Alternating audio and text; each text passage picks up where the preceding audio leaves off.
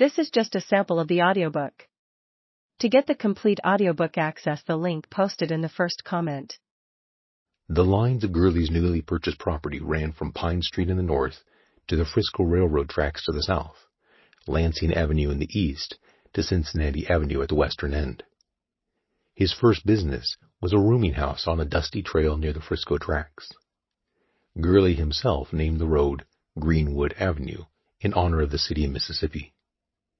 The boarding house was to become popular for blacks escaping the oppression of Mississippi, arriving by train on a regular basis, and the district's moniker was perhaps intended to present a new version of the southern locale. The black community created by his efforts was the best of the all-black communities in the country since the years of the Civil War. Although Oklahoma housed nearly all of them, the difference between Greenwood and its contemporary communities was that persecution of black residents was a distant reality, virtually non-existent. Gurley went on to build 3 two-story buildings and 5 residences, purchasing another 80 acres of farmland in Rogers County. In addition, he founded what is now known as the Vernon African Methodist Episcopal Church. The racial climate rendered black residents unable to shop anywhere but Greenwood, a reality that only served to expand the district more quickly. By 1913, many more businesses had become established with the financial help of the city's most prominent bankers. These included the law offices of Buck Colbert Franklin and of physician A.C. Jackson. 2 schools appeared, Dunbar and Booker T. Washington High School. The educational system was excellent by any comparison with the rest of the state. Freshmen studied algebra, Latin, and ancient history, along with English, science, and music. Sophomores studied economics and geometry. For juniors, the curriculum emphasized trade-oriented subjects. Seniors studied physics and trigonometry, vocal music, art, and bookkeeping.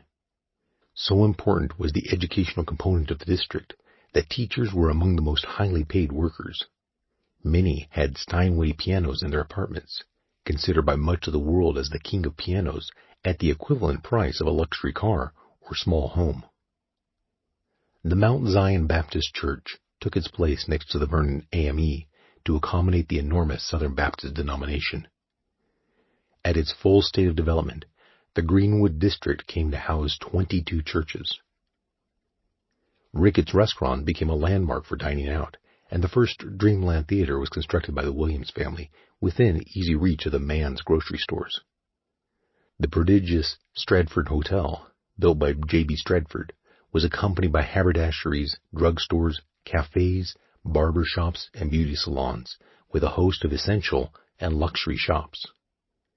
In time, insurance companies were added to the directory, and a skating rink was built. J.B. John Baptist Stratford arrived in Tulsa only 2 years after Gurley, with his wife Augusta. The 2 men entered into a partnership dedicated to the district's development, despite some differences of approach. They shared a mutual distrust of white people, and accordingly began the Greenwood practice of employing only their initials. For whites to address black men by their first name was considered a form of derision.